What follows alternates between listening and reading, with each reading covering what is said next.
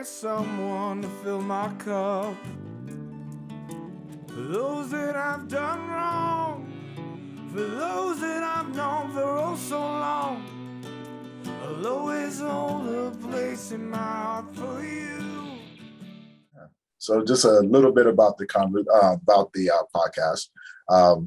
Everything is uncut, everything is raw, and we primarily showcase stories about loss and grief. We showcase other organizations that do the work, the people who do the work, and it's just a way of helping build a more personable relationship with the people and plus the audience, especially if they looking to hire you for, their services or something, they know what they're getting into, Right. And the best stories come from lived experience. And Yes. so, just like yourself, doing the work of grief and then being able to capture stories and give it out to an audience, it's just been this beautiful journey, right? And working with men in grief, right? I'm crazy, something wrong with me. Oh no, you're doing the work. You're doing such hard, wonderful work. I'm so grateful. It is hard, but it's definitely hard because men don't like to talk at all, and we fight all the time. And me and my group members, we're constantly just giving each other a hard time, and that's what we do. Right. And so, yeah, tell me about yourself. Tell me about Cait. Okay, Tony, thank you. I will say, just to back up real quick, if we can finish talking about you, but that was one thing that really attracted me to your page initially, was just seeing who you're serving, your community, because every community, as we know, yes, is in a grief crisis right now, but men is just an area that there's no light there with someone educating and sharing information, at least from what I had seen. And I've been on Instagram for probably about 4.5 years now. Okay. So, seeing your page, and then I think somehow, Color of Grief as well. I just had Reverend Greg on the other day. Oh, Greg. Okay, good. I wasn't sure his name, but I've sort of connected as well there. So I love what the two of you are doing. And I'm curious too. I'd love to just talk more aside from the podcast out of curiosity about what you're up to. But what I do. Okay, perfect. Perfect. Everything's up for grabs, right? This is your platform, and I'm just a visitor with you.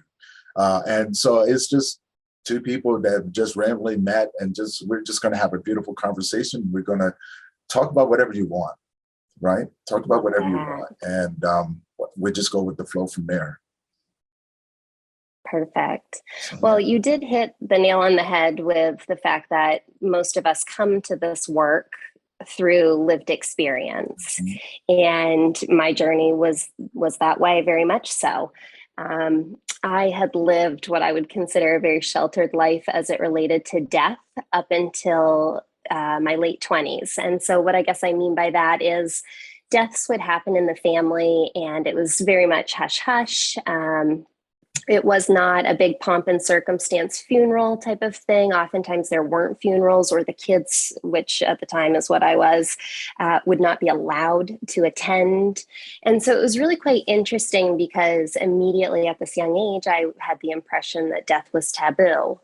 And I was so curious about this big subject. I wasn't wanting to shut it down when there was a death in the family. I would pry for the questions and ask my parents and try and get a little more information. So there's always been this really deep curiosity inside. Yeah.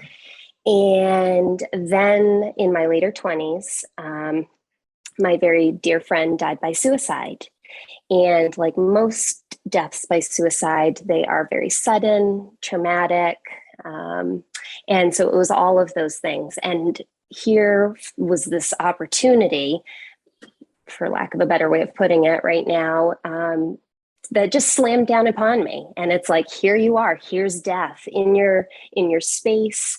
I was blown open. That's usually how I describe that sensation immediately after the death of my friend. And it was quite interesting, because 2 months after that, my grandfather ended up falling sick.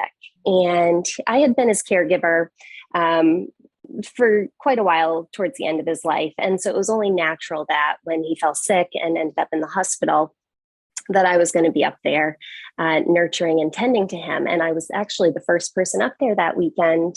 And he just looked at me and he said, Cait, I'm done. I am done doing this. I'm 88. I've been sick over and over again on oxygen full time. I mean, the list goes on. And he asked me to call my family. And so he wanted to have this discussion and tell them where he was at. And so we all gathered around. And that was really, after that weekend and with his death, that was when I was shown that I was able to sit in spaces with dying people. Right. I watched myself from a very sort of out of body experience, maybe that weekend, just tend to my family, tend to my grandfather. When people would retract away from his dying body, I would go towards and approach it, really getting, the people in the space in the room comfortable with what we were all experiencing.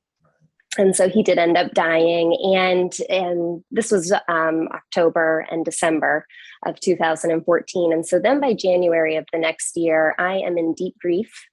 I am now experiencing what I would call extreme death anxiety. And I'm really not sure where to go with any of it. And I have concerns in my mind that if I start thinking about death, that I'll die. So when I say extreme, it was almost like, okay, can't have these thoughts because it will hasten the occurrence for myself. Right. And then when I would start getting curious and wanting to look at it, I would actually reach out to people and sort of share my curiosities with people in my circle. And everyone kept shutting me down, Tony. You're depressed. We're not talking about that. It was not the conversation to be had. It's hard to talk to people about it, right? Because it's such a unspoken conversation, but it's such a real conversation that we should be having. And people aren't used to that. Same thing, I talk about grief all the time. I can talk about it forever. The different layers, the proverbialness of it, how to get down to the bulk of it, right? And the beautiful part about it is that everyone's different. So peeling back those layers, whether if it's man or woman, a child, children are a little bit more creative minded when it comes to that. Yes. You can communicate through pictures, you can communicate through drawings, and games, things like that. Whereas now we're talking about adults, right? And depending on how the family handles grief or loss and things like that, and we sound very similar when it came down to it. The men had to suck it up, it's okay. Life goes on, you keep it moving one step in front of the other, and that's just the way that it was. That's the way that the women taught the men in our family, because most of the men in my family, we were raised by my grandmothers and my mom and aunties and things like that. Women.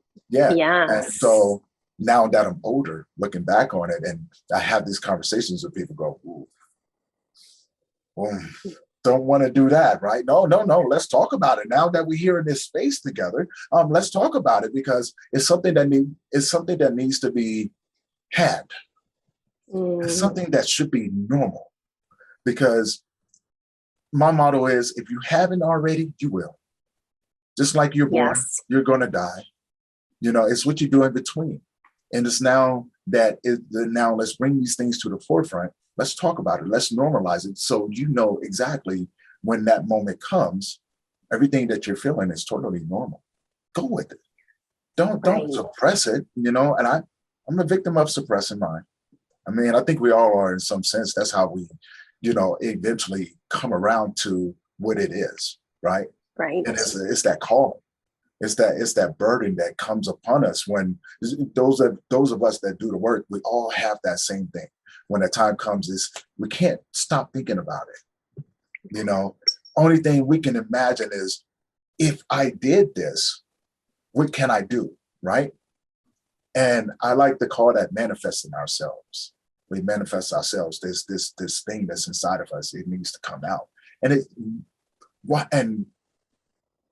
it's a good time for it to come out. The time is now. Yeah, I've seen within the last 2 years with COVID and before COVID is when I first started, right? So it was about 2019, late 2019, early 2019, I was fighting with it. I was like, I'm not doing that, and it's like, no, you're gonna, no. You see, Yeah. and I'm going crazy, and I'm bouncing this idea across people. I'm going, I want to do this, but I don't know how I'm going to do it, right?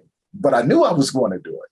And it's like, no, I'm not going to do it because that's crazy, because you realize that I had to have this self-talk, right?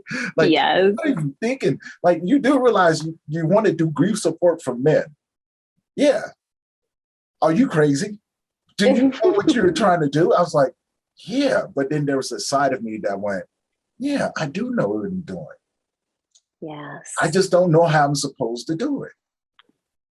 And it became that walk. It became that journey. And then it became a matter of self-healing, understanding how, like, I didn't understand what mindfulness was, right, when I first started, and how much of a role it would play as it started to mold, right? And go into place, and how, certain techniques may work for someone. And, and it's the puzzle, as I like to say, it's the Tetris, right? Because every situation is different, right? And you go into it, and you go in non-judgmental, non-biased, you just want to hold space, but you don't know where they're at mentally in that moment. And grief, I found in most cases, and just from a man's perspective, from my own perspective, grief was a trigger from unseen trauma, right? Grief was the response or the reaction from something else that's going on. So that's the part I love, right? It's putting those together. It's like a Rubik's Cube. You just got to keep turning until you can start matching them up, right? Right. That's exciting. Yeah, it is. It can be. It's an opportunity. It's an opportunity, right? And it's like, oh man. And it teaches you so much about healing. And I never understood what healing was neither, right? As a man, I never knew what healing was. Most of us don't. Not until we start walking that path. You ever experience that at all? Everything you thought that you knew has another door, and then more doors that go into it. Yes. And especially grief was the one that taught me that big time. Yeah. Truly. So it's amazing how these like huge, vast experiences that you're right, we all will have at one point or another, do bring so much to the forefront. And that so much is going to be different for each of us. Mm-hmm. And so like you and I really resonate when you were like, I didn't want to do it for a while. I tried not to do it. I, turned the head away, and yet the calling still brought you in there. It still asked you to show up and come in and serve this community of people. And I felt that same exact way about my role. And it's like, there's no turning back. I almost look at it like a tunnel, and the snake in the tunnel, it's only forward here. And that's okay now. I've kind of come to this acceptance place that this is, because it is a big, vast role. And so you're right. We kind of have to find our touch points, our anchors, and how we are going to show up in our community. All of the rest will come. All of the other pieces will come, and we will never lack of people to serve. So, that's a beautiful gift in of itself. But, thinking of men specifically, it just reminded me of one experience I've had with a griever in regards to the death that I experienced by suicide. It was so interesting because we were at his funeral, my friend, and of course, opportunities for everyone to grieve and express and mourn and sort of show these outward appearances. And so I finally felt like I had a clear idea of maybe a different intimacy with certain people, how they were grieving in that moment and what that might look like. And I wasn't judging it, but it was interesting because one man, a mentor of both my friend and I, he spoke. And after the funeral ended, he said to me, he goes, "This will be the last time you hear me speak his name. And this is how it is for us. This is how I was raised in my family. It does not mean I love him any less, but you will just, it's kind of like wrapped up." And he brought that to me. And I thought that was really interesting. And it stuck with me. And it stuck with me because it really reminds me how compartmentalized grief is. Right. And I personally have also been in that position. You're right. Each of us will have these experiences in different ways, and sometimes they can overlap. So yeah, I resonate with everything you're saying. Now, dealing with suicides, that's a different beast. I don't know if you want to get into that topic, but I figure it's a perfect time. You've already experienced that loss through suicide. What was some of the challenges that came along with holding space with someone who has dealt with a suicide? Including yourself, because I know suicides can be hard. It leaves a lot of questions, right? It leaves the what ifs out there, or the why nots. It leaves a lot of, from what I've seen from my own self, it leaves a lot of finger pointing, blaming, things like that. What were some of the challenges that you come across? You ask such a great question. I'm really glad this is brought up. I mean, naturally it was going to, just from my experience with it, but I have a passion for talking about it because we are in a grief crisis, and we are seeing a silent crisis that's not talked about as much, which is the death by suicide. And it's been hitting close to home, just on a really personal note this week with me. So I love every opportunity to share anything about what that looks like. And it's going to look different, once again, for each of us. But I think the big thing to remember with this death by suicide space is just to keep the space open and fluid. And what I mean by that is, when a person comes to you maybe and shares that they're feeling these certain ways, if that opportunity arises, or if you've actually just experienced a death by suicide, finding someone or placing yourself in a group or with a death worker or what have you that can hold that space. And I say that all the time, and people are always like, what do you mean by hold space? But it's so figurative. It's allowing a person just to be, and being there with that person. That person has the opportunity to share if they want. They can be silent if they want. They can rage if they want. It's just a space for them. And we are the facilitator and the holder of that space. And each human possesses this ability. This is not like a special magic thing that death workers only can do, or grief coaches do, or what have you. This is something that each human can do. And it really asks each of us to actively listen, stay quiet, and just come with an open heart, because it really, I think, ego steps in a lot, especially when it relates to death by suicide, and we start wanting to give advice, or we start wanting to fix and heal, or we want to start problem solving, whatever it is. It looks different in each situation. If we can just set all of that down and not do that, and just be in the space with the person that needs someone just there to sit with them, that's the ticket. So it's not about doing much. It's really just about learning how to hold this proverbial space. Right. And I definitely understand that. I'm glad that I love the way you explained it. And it just took me back to the time where I almost took my own life, what was going on through my head at that moment. And I just, now I look back on it and, just reflecting. So I understand a lot better, what it took for me to get there, because like I lost a friend of mine. He committed suicide, a guy I've known for over 20 years, right? Watched him grow up for the most part. And he took his own life. And when it did, it didn't really surprise me, and that's just coming from someone who knew him and understood his mindset and what he was. And I watched him get married. His son is like my nephew and everything. And I haven't figured out how to actually explain it to him. And it just went back to, the mental health thing. We grew up in an era where, violence was what it took to survive, going outside the box and doing the things that most people would frown upon. That's how we survived. And carrying that over into adulthood, which I didn't understand until later on, right, was that it was going to do some damage. And it did. It did a lot of mental health damage to me. Things I didn't understand. I was confused, and then having my friend commit suicide brought all of those things back up. And I truly didn't understand how to feel. And when everyone was crying, the only thing I can think to myself was, I knew it was going to happen. And if I would have been where I am now intellectually and been able to talk to him back then, see, I didn't know how to hold space, right? I knew it was going to happen. I just didn't know the approach. And I was fresh into doing men's support, right? Right. So the student is still learning.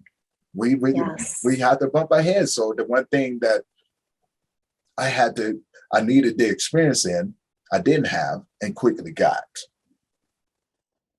And so I was going, oh man, now I'm thinking back on it, I was going, holding space for someone. As you said, and I love how you put that, it's just being there in that moment. And allowing the person the space to feel vulnerable, allowing them the space for engagement if that's what they want, right? But also, understanding, and I'd say this a lot to people as well, you are a visitor. Like when someone invites me into their space, no matter, where I am a visitor. Nothing about my story, nothing about what I've experienced has any room in here, right? It's not about me. It's about you. Like, as a matter of fact, if I'm at your house, can I get you some water? You go ahead and sit down and where's your cups? I'll go get you some water. Would you like some cake? Want me to put on some coffee? I'm that guest, right? I'm that visitor to where I'm gonna come in, and then you can feel as if, okay, this guy or this individual really gets it, right? I don't want to do anything right now. And I don't know if you've ever experienced this, where you've gone through something and someone comes over and automatically you want to offer them something to drink, and yet you're the one grieving. Yeah. And I was looking at it in reverse. Well, if you were invited over, you're a visitor. Well, visit. Go offer to bring them something. Yeah. Let them understand that, hey, I'm going to take as much burden off of you, any expectation that you have of this, off the table. We're on an open slate. You sit down. I'm here to serve you and support you. Allow me to do that. I think you ever have people do that to you? Oh, yes. And that's one of the beautiful things of like what death workers can really offer to a space, because we can go into the home and really kind of just start doing some of those tasks, those little things that nurture and tend and make us feel cared for. Because it is very hard to care for ourselves when we're grieving, or even just when we've been close to someone maybe that's died by suicide, or even, I want to point out, attempted suicide. Yeah. That's a huge thing too. So as we know, grief comes in all forms and not always with an actual death. So yeah, great point. Now, going back to the topic of suicide, what are some of the things that you've seen that triggers this? What are some of the statistics? Let's just throw those out there. And what are some of the more common things that you see, or reasons why people attempt suicide? And yeah. Gosh, it feels, I'll answer some of this probably in an intuitive way a little bit, because I don't have like the statistics off the top of my head. I wish I could give those numbers right now, because there are so many statistics, and it is very important for anyone that's listening that might be curious on those. They're very easy to access with a Google search. and they're important, but the ones that really always affect and or touch me a little bit differently is when I look at young folks. That is a place in my heart to look at death by suicide. And I'm also, really mindful to mention, and I love that you use the word mindful too. Like, I didn't experience that mindfulness until death and grief came into my life. And then I was shaken up there with mindfulness. But to be mindful moving forward in that space, I guess I'm not really sure, Tony, what I wanted to say there, but knowing that mental health, trauma, addiction, so many facets as to why a person may be experiencing feelings of death by suicide can play a part. So it doesn't really look one way. I think that's what I'm trying to say right now. It's hard to put your finger on because it doesn't always look one way. I'm thinking of about 5 different individuals in my head right now that have either died by suicide or attempted suicide or shared with me that they'd like to die by suicide just this week. And they're all so different individuals. They look different. They have different backgrounds. They're different ages. They have different stories. It's affecting everyone right now. And I said it at the beginning, it's like the silent epidemic. We all kind of know this and have heard this maybe, especially in the death and grief community. But with the work that I'm doing, and I open myself up to working with a lot of people that have experienced death by suicide, I am now seeing even more clearly as the weeks go on how vast this really is. Right. So it's hard because I want to answer like what that really can look like. But I think what I'll do is maybe bring us back just a little bit to listening. Like, I too, with my friend, had what I would call warning signs. And he had shared with me certain things about wanting to die. And I didn't see it the same way as I would have now, just like you expressed. Now when someone comes to me with those same sort of words, statements, messages, I have a whole different approach. But at the time, I was working with the tools that I had.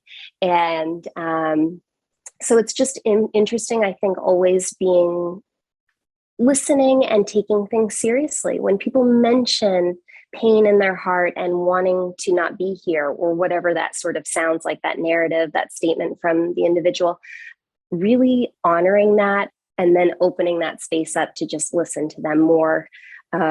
Because I think I had heard those sorts of things before and really, tried to sugar and it's okay and let me and make it better type of thing. And it's like, oh, it could be so different for a person if we could just tune in and kind of slow down with our speech and let them have the opportunity. So I'm circling back around again, I know, to holding space, but I think that's a really important message. Yeah, I think that's the truly biggest thing about it when people do experience these things, and I know you've seen your fair share.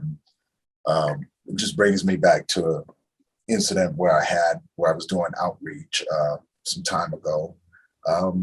When I first started thinking about the outreach, right? I told myself, I said, I'm going to meet these men where they are.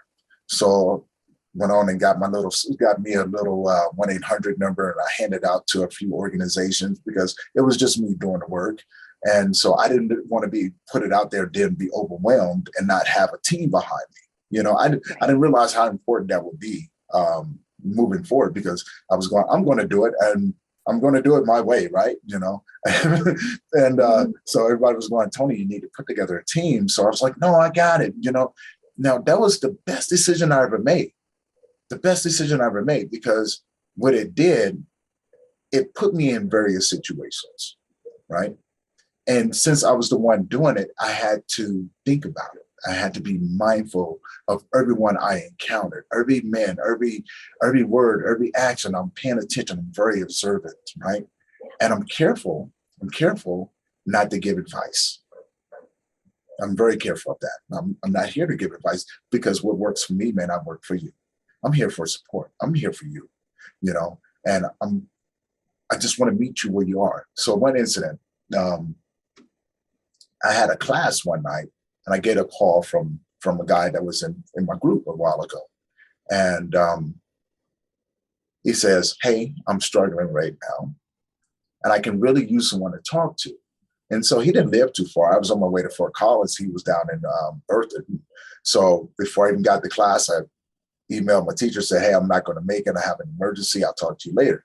When I get to his house, his door is cracked open. I go in there, he swallowed a bottle of pills, and he was laying on the floor. So immediately, chest compresses, called 911. And then I heard a TV in the background. I go in where I hear the noise. His mom was in the room watching TV and never even knew. Yeah. And so, going into a situation like that, he did survive. But after that, we talked on a more intimate level. And he took me to where he was in that mindset.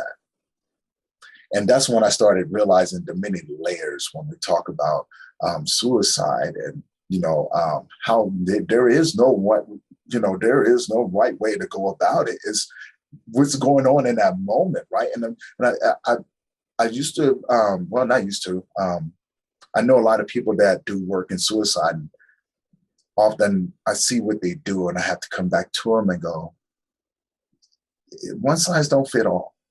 Right. It doesn't fit all. And I didn't mean it as any disrespect, but when I saw it, I just went, you just did something that you probably shouldn't have done. And that's from an outsider looking in, because I'm trying to learn. I want to see how they work and operate, because I want to partner with people that, that actually get it. That actually get it. Like, no, we're going to come to where you are, and we're not going to ask you to come to where we are, because it took us a while to get here. And we had to go through our own little set of trials and tribulations and bumps and bruises, only to get rolled out the other side and have to run back in and go, just don't kick me out like this, right? Yes. For me, that was my battle, right? It was like going into this thing. And I noticed this when we talk about the big ball of mess that's included in it, and the time that it takes to peel everything out to get it unraveled, and that's the journey, that's the journey of them. And I think that's a beautiful thing to be involved in it, to actually watch, right? And go, man, if I had not seen this with my own eyes, I would not believe it, right? To see the person that they become, even when they have to deal with the tragedy itself, to see the individual that comes out of there, see where it takes them, sort of kind of, and not everyone is going to be a success rate. We know this. We have people who backslide. I'm pretty sure you've experienced that as well. People backslide and it becomes too much, and addiction becomes a problem. So now we add those many things, those many, many layers of that. And I just think I just love the work. And, it's just this huge passion of mine. It really is, to understand it, to add more tools into my tool belt, even if they don't belong to me. I get that somewhere down the line, what I have goes to someone else. I'm like a carrier, right? I'm like a carrier. A grief conduit. Right. I'm like, okay, I don't know what I'm supposed to do with the Barbie doll in the pickup truck, but here we go, They might be yours. Yeah, and then someone comes along, I'm like, oh, this is yours, okay, and it carries it around. I'm constantly thinking, like, why am I still carrying this around? Like, I can't drop it off. It's still stuck with me. And so I just now learn how to just go with it, and accept things in a more open way.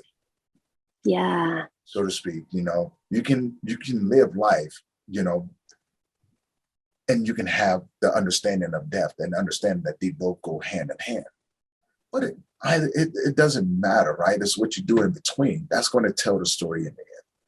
Right? Yeah. You work on the dash, and then they figure themselves out, right? But having those conversations leading up to it helps that one last number hold very significant, beautiful value, right?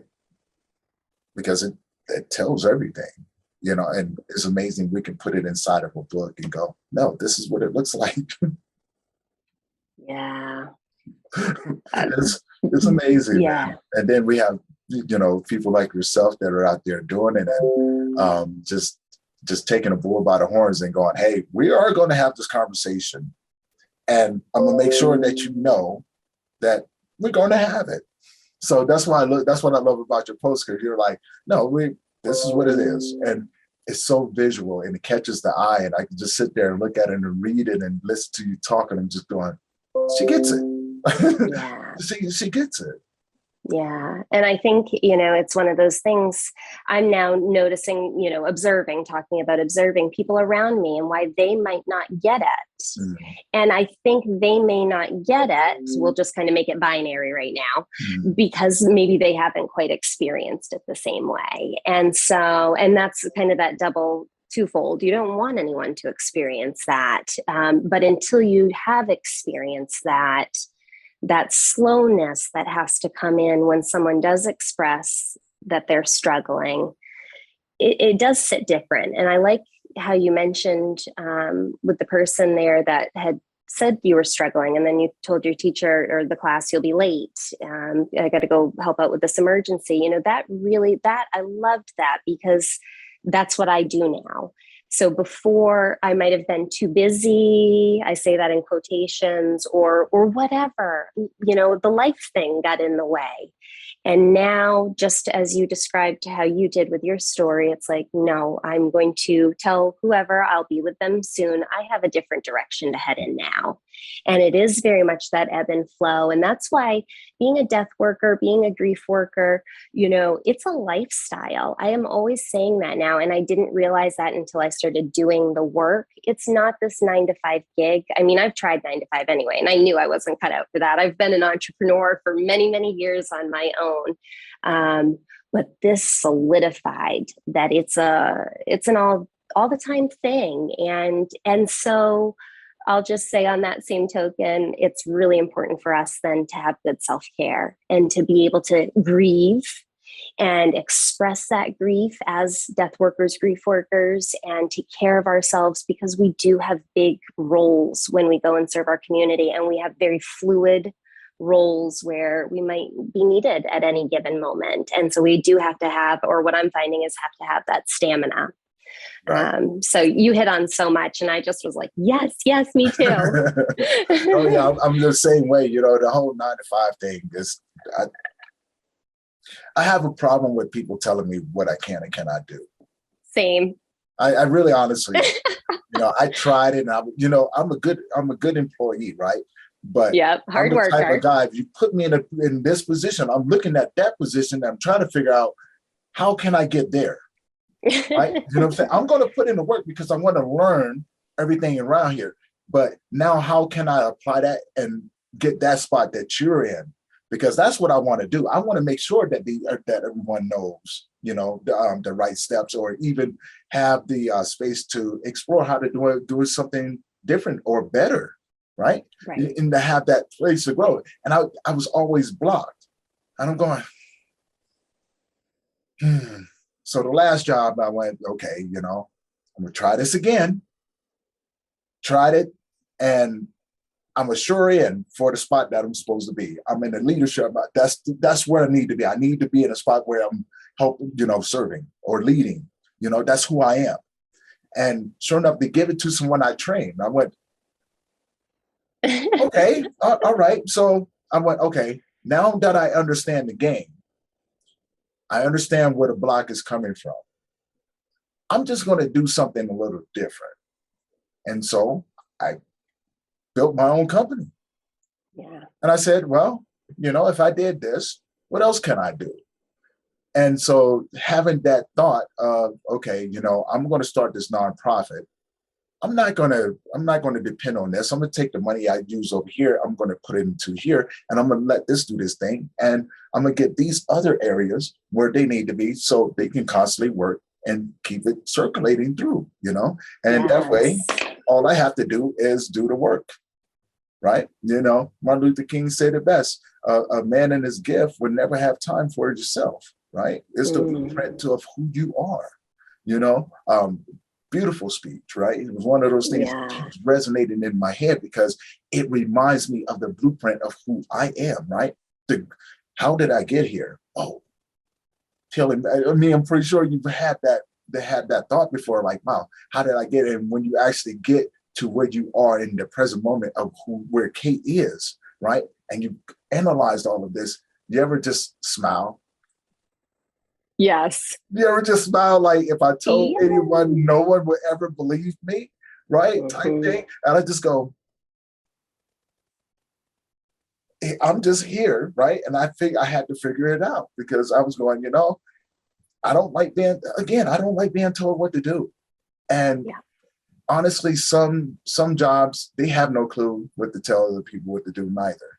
And so to have someone like that in charge of me didn't sit well, because it always made me feel like I was following people, and I'm not that guy. I don't follow people. I'm not good at it, right? Because I'm the guy that'll sit off and go wandering off in the woods and get lost and have to try to figure out how to get back and end up in a totally new place and have to try to figure that out, right? Yeah. A social experimenter. Yeah, no, I'm a curious guy.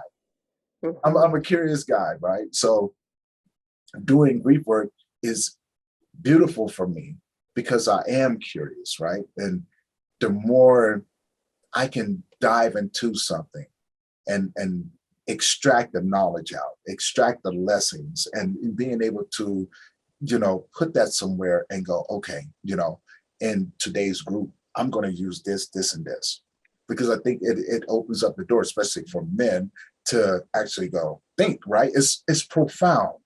And I do it in a way and I'm gonna give away one of my secrets. I do that in a way to make them angry, right? Because an angry person listens. Yeah. And I know that is embedded in there, but now you have to figure out, why are you angry? Why did this topic make you so angry? Then we start the healing process, right? It's a self-evaluation. I didn't do anything to make you angry. It's just the way I put it there. Right. And it forces men to open up, because now there's a self-realization of maybe there's something that I'm missing, right? We can walk with them, but we can't do the work for them. So, you just have to be a little bit more cautious and mindful in your approach in it, and depending on who you're talking to. Like, I personally don't sit with women because I don't understand it for the most part, but I'm not afraid to admit that neither, right? There's people out there more qualified to do that than I am. And I did try, and I had to start setting boundaries, and I didn't like the feeling of it, right? Because I was going, I don't know if I want to know this much, right? I appreciate that, but it has a weird way of turning to something that it doesn't need to be. And as someone on the other end, I don't ever want to put myself in that situation ever again. So I stick with men because it's safer. It's safer for me. And that's obviously who your community needs to be too. Like, that's how I look at it. Our community finds us too. And sometimes we have to collect puzzle pieces out in different communities to see, should I be working over here with these people? Like, I started with local in person, and I live in a state with so many elderly folks. So it was a lot of elderly in-person care. And now my community has been shaped and formed. So I'm working with a lot of young folks, and really before death is even occurring. So it's really quite interesting how it's transformed. And so if I guess for anyone listening to, if you're not sure about who your community is, or are having a hard time resonating with the one you might be in, keep looking. Because there's so many different communities out there right now that need support. And you're right, it's really wonderful when you can hone in on an area like men or what have you. So I love that. And I think it's cool too, it gave me some insight to see the analytical piece that has to be involved when approaching men. And I'm an analytical person, so I think I would really respect that approach as well. And I think too, that's what makes me successful on Instagram, is I keep things really straightforward and neutral. But I love the analytical piece of it. And I understand, and I like that you said that, because it gives me some insight too, how when you approach something from that sort of point of view, you then have created a space and a container for these folks, these gentlemen, to then open up and feel feelings and then bring that emotional piece in. So I love that. And, you know, it was interesting that you chose anger too, because there's this quote that circulates, and you may or not have heard of it, but it's something with, I sat with my anger long enough until they told me their name was grief. I have that on my website. Yeah, I have it on my website. that. So when I'm guest on podcasts as well, right? And so they pull stuff off my website. And so my last podcast, they pulled it up, and she was reading it, and she goes, he says that he sat with his anger long enough till she told her name was grief. And I'm like, I took that from someone else. But it was, you know, like when you peel back the layers of just that quote, it says so much, right? It just says so much. It just puts it out there, and it goes, whoa, what am this is what grief is? This anger, right? These multitude of emotions that I'm experiencing, this is what this is. And it reveals itself, right? When you least expect it, because it wants you to know. It wants you to know, hey, I'm here. This is what I am. And for someone, you know, before I started doing the work, I never knew what it was, right? No one ever talked about grief. You know, the people I knew and ran with a long time ago, when things happened, we looked and we kept moving. So it was nothing for us to see someone die, right? And it was nothing for us to get the news that, hey, such and such got killed last night, or, you know, this happened over here, or this person did that, or this person over. It was normal, right? But then there's that side of me that was going, I'm tired of this. I'm tired of feeling like I always have to run. And then I had to ask myself, what are you running from, man? And I went, I don't know. And this is probably maybe 6 years into me bouncing around, right? Being homeless. Well, this is part of the 6 years. Being homeless and, you know, not sticking around long enough for people to know me, right? I would go places and rent out a motel room, find a place that does construction, and, you know, I would work that job to make a little money, or, you know, to do whatever I had to do to bring in some money. And then once I felt that I had enough, you know, usually 6 months, I'm off to the next town. You know, I'm just passing through. You know, people go, oh, hey, how you doing? I'm not trying to talk. I don't want to talk to you. What I realized is that I was running from my own grief, right? My grief was guiding me. It was definitely directing me, right? And I didn't understand it at the time. So I was angry. I was very angry because I was going, only thing I want to do is settle down, maybe have a family, have a nice home, you know, get myself some land, make a lot of money, retire, and fish for the rest of my life, right? That's what I thought. That's what I wanted, to raise my family, you know, it totally didn't do that, right? It's just like, no, we're going to go over here. Oh, yeah, you see that cliff over there? Yeah, I know you're afraid of heights, but push you off of there. Then I'm going, I just got there. And I didn't realize how much it redirected me, right? And then I end up in this place, you know, and I meet some friends and I stay with them. And then now, you know, that's a whole new set of grief in its own, you know, like, oh my God, I can't believe I actually survived this. Right.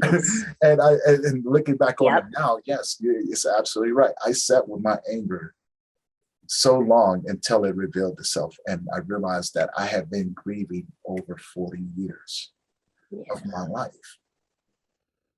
And I went, whoa, that's crazy.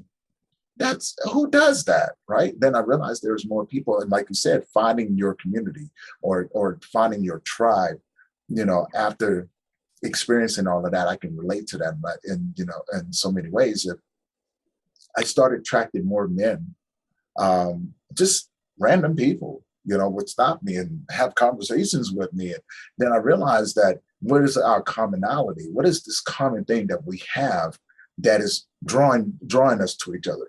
Wow, we both experience this sort of loss, whether it's loss of your parents, loss of a sibling, loss of a child. I found myself in those situations to where I can relate from a point of view, and that space opened up, right? Because now I get it. Now this is where the turning point was, right? That light bulb went off.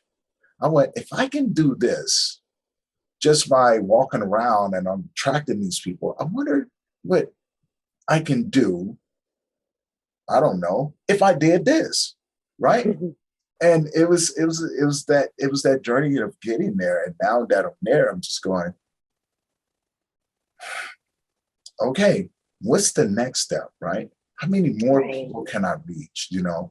And then when my nonprofit went international, I went, whoa, there's more men out there just like me, right? And now there's this huge community of men that just come together, no matter where we are, right? Across the world, you know, we just come together on this one day just to be around each other, just to say, oh man, and you hear some of them talk back and forth. Oh man, Billy, man, I'm sorry I didn't contact. I was supposed to call him Wednesday and I got wrapped up. Oh man, don't worry, man. We just went fishing, and most of these people are in the same state and they don't even know it. And some of them go and visit each other from different states, right? And just get together and just do fun stuff together, you know. And for me, having the men rebuild themselves in that fashion to be better men inside of their own grief, accept it, and going, it doesn't make me less of a man. Right? You know, I think there's nothing more gratifying than that, right? And I always tell them, it's not me. I didn't do the work. I'm just part of your journey. Yeah, I love how you said grief leads the way. So their grief is leading their way, and your grief led your way. And, you know, so it's just neat, and that is going to be unique and individual. But there also can be creation that happens along that grief path, and so then I hear hope, at least when creation comes in and getting creative, and so there's opportunity. And I think I started this conversation with the fact that my friend's death by suicide was an opportunity. It brought me an opportunity.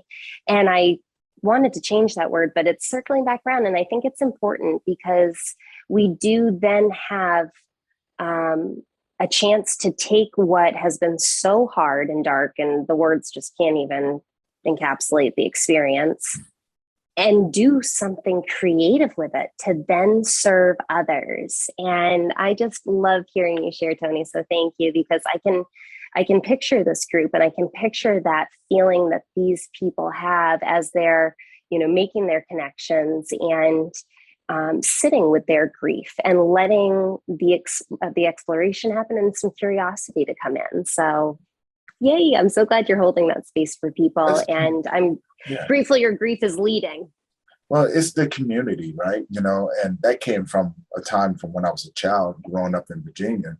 I grew up in a community that cared, right? You know, people actually cared. But the men was just doing what they thought men was supposed to do. Sit out on the porch, shoot dice, drink, you know, cuss each other out, maybe get into a fist fight. Next day, you're fine. You know, we're going about the day.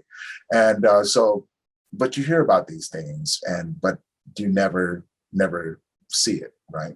You know, my mom's motto was, hey, this is grown folk business. You stay out of it, right? You go be a child somewhere. So I did. I learned how to be a child, right? You know, but with a curious mind, because I was going, wow, you know, I'm watching the women over here dressed in their Sunday's best. You know, they all crying. The men are over here getting drunk. You know, they laughing and, you know, doing what they're doing. So I didn't understand why.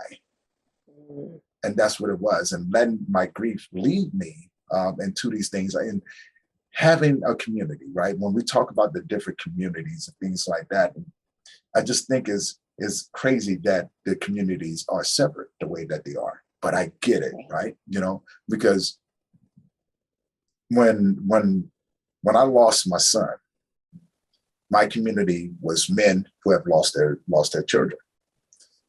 And it was so many of us, but we were so spread out.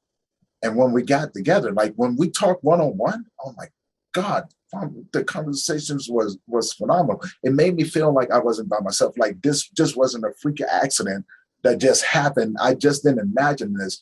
Like, this guy gets it, right? And so that whole community mindset. And then when I lost my mother, well, that added to it. So then I realized that the men who had lost their children had lost their parents as well. So now I got both parents gone. Oh, down. Here's the punch in the gut. My little brother passed away, right? 3 months after my father, and I'm going, okay, this is a little bit too much, right? And then, but I started meeting men who had lost sisters and other brothers from things like that, and it now, the community has grown, and it just kind of fluffed in, so to speak, right? I went from struggling to get men to come to the groups because I didn't know how to approach the situation. And it's a whole different environment, even have the mindset of business mindset, right? The approach is so different. Like, yep. I can start I'm in the process of putting together a clothing line. It's nothing that you can tell me how to market it. I know how to market it. I know what my niche is. I know how to get it out there. I know how to turn a profit, right? We just got these bands right here. I know how to market that. Now, when you try to market, masculinity and grieving, it's like, because it changes, right? But there's a few strong dynamics that if you hit on, will open up the door. As you say, that grief cracks it open, right? And then everything else pours out, and then all you have to do is sit back and figure out how everything else goes into place, because it comes out and it's a huge mess, picking up those puzzle pieces and going, okay, this piece of the puzzle is done. I'm gonna put this over here. That's my approach. Come up with a strategic plan and work it. Right? And then yes. Yeah. Grief is creative. It's a very creative thing, because it plays with your mind, it plays with your emotions, it plays with your heart, and if not dealt with correctly, it can wreak havoc on your body. So, and I think you probably have seen that yourself, or probably have experienced yourself not knowing how to move grief through, Yeah.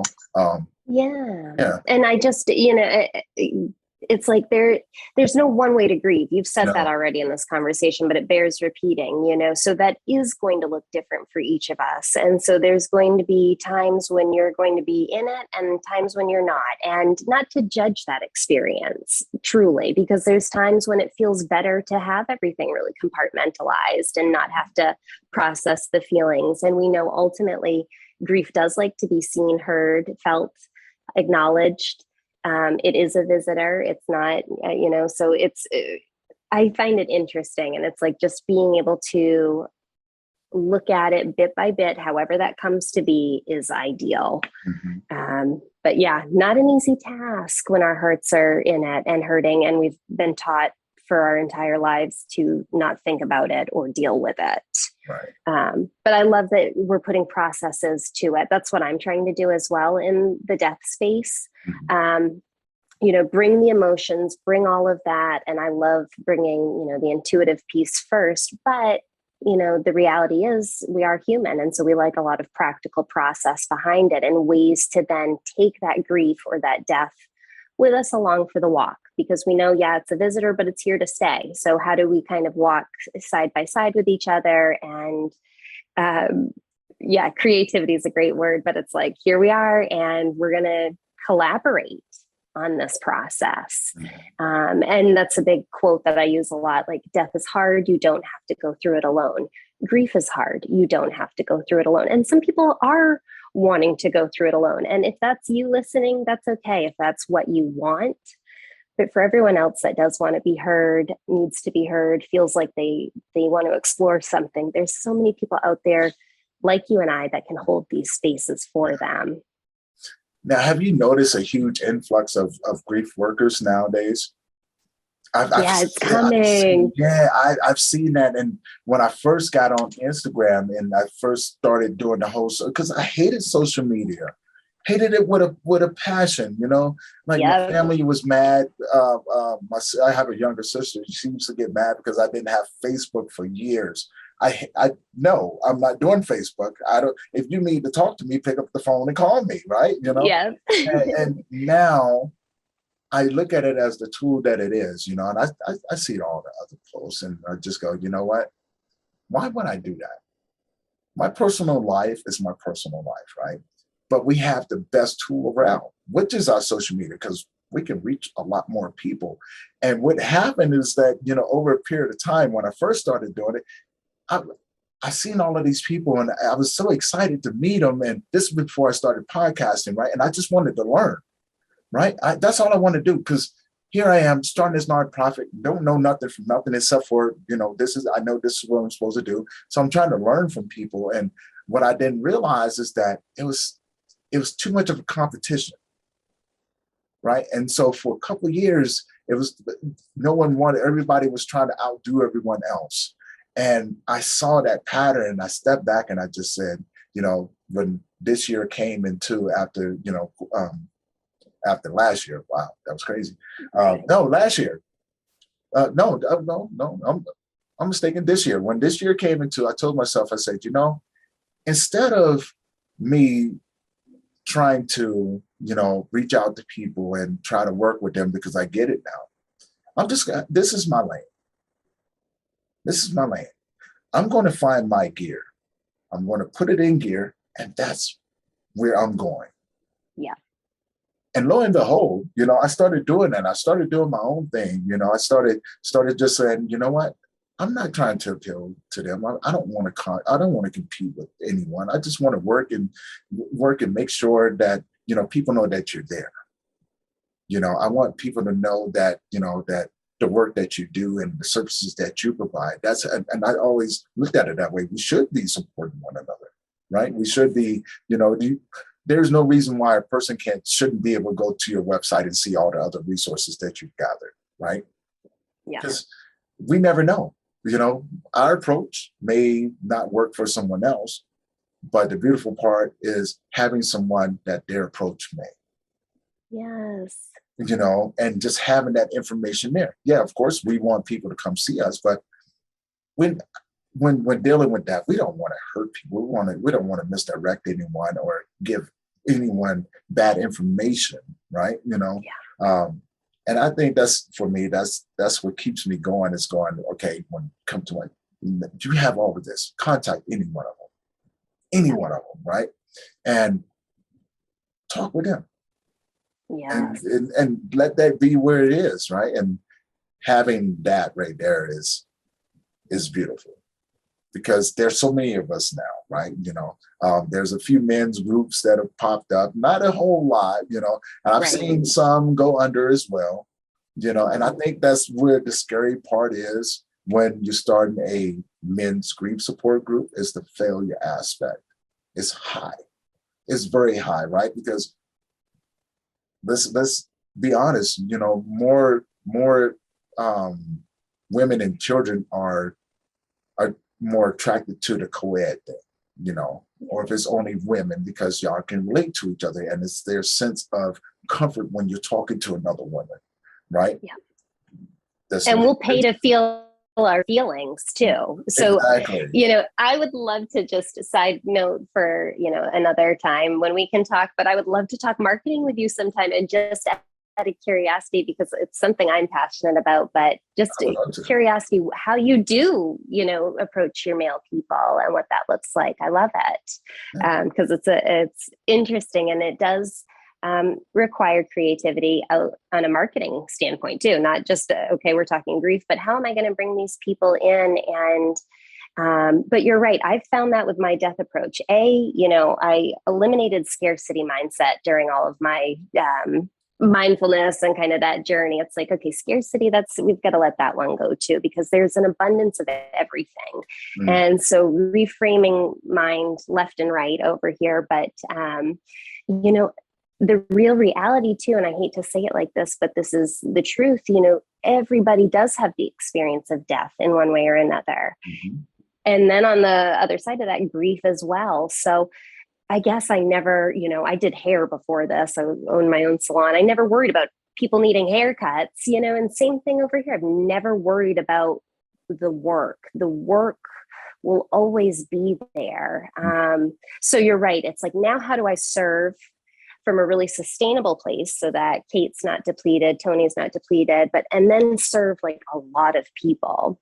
And I agree, like social media is great for that. I don't have any personal pages either. I don't do Facebook. I don't do Instagram for personal. It's just business related. Right. And my grief led me to this creation of this page.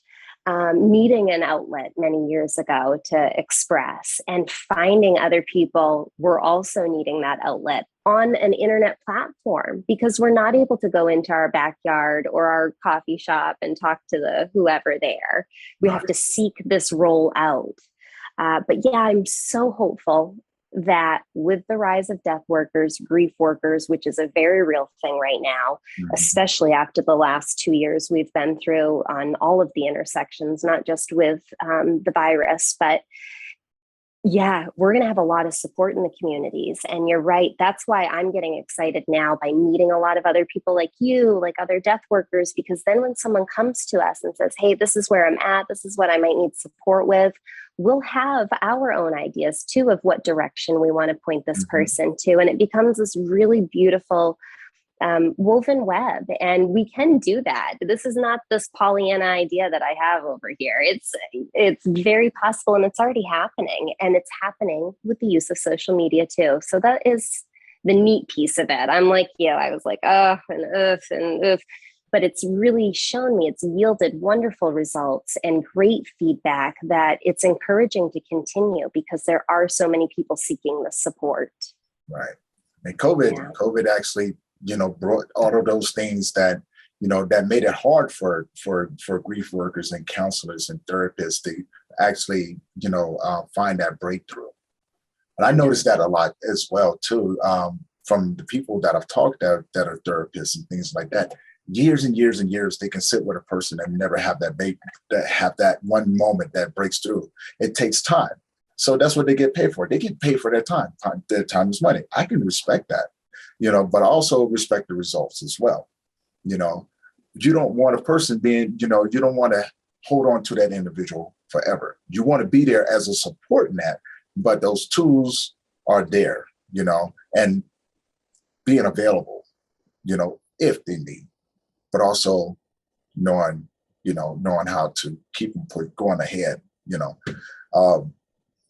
and that was, when COVID hit, the one thing that they were lacking was the one area that they had to strengthen up on.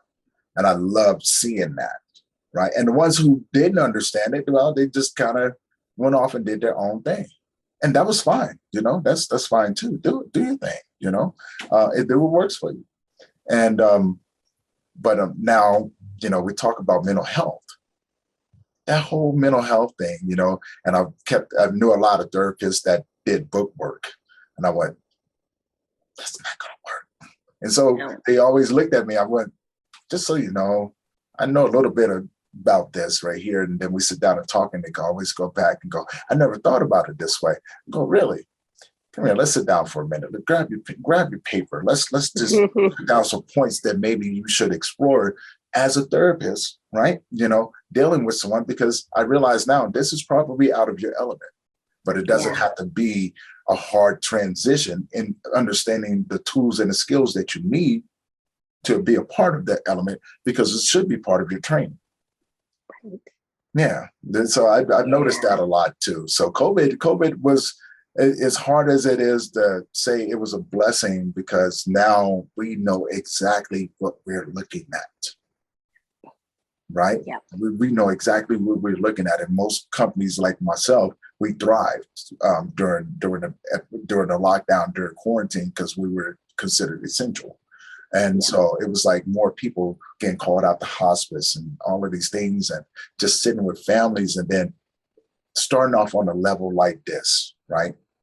Unsure where it was going to go, and then just watch it just go. And I sit down and I go, okay, this is why the chin on the hair on my chin is white. I get this now. This is why I'm going bald. I get this now. This is where I am now. That's it. Grief has taken me places that I can never imagine. Speaking engagements, talking to talking to governors and princes and things like that, music artists, and, you know, I couldn't see myself doing anything different, you know, even with all the little twists and turns, man, I couldn't. And I agree. It's a neat place to arrive at, truly. I know we've been talking for quite some time. I'm gonna go ahead and wrap this up. I know you've got some things to do. I know I definitely got some things to do. I just love talking about it, right? I love talking grief with people that actually get it and getting to know people and things like that. And so for the people listening out there, tell people how they can get a hold of you. Great. Well, just want to say thank you so much for having me on here today. I agree. I think you and I could probably go on and on for hours. And that's typically how it goes when you get us grief and death people together, us vast talkers. It's like, oh yeah, we could go on. We got that. But you can, that's right. Everyone can find me on Instagram. I'm Cait. So that's CAIT, death doula. And yeah, my Facebook's the same. I don't do much on there, but it's the same handle. Website is Cait Maddan, CaitMaddan.com. And that's how you can get a hold of me. All right. Now, if you had any encouraging words for someone out there today, judging from everything that we talked about, what would you tell them? I think what I'd like to share is that nothing is permanent, and therefore everything is always changing.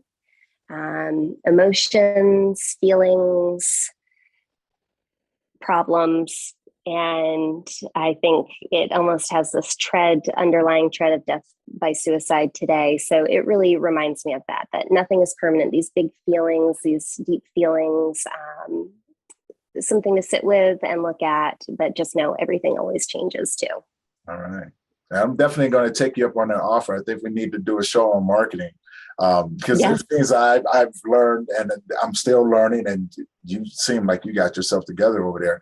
And so I think it'd be interesting to have you on and we just talk marketing. How do we market ourselves in this industry to help other people that are getting into it, you know, help them along the way as well. And for everyone tuning in, listening today, her information, Cait's information would be down below. Please contact her, follow her on her IG. She's doing amazing things over there. And until the next time, you guys stay strong, keep your head up, and just believe that change is possible.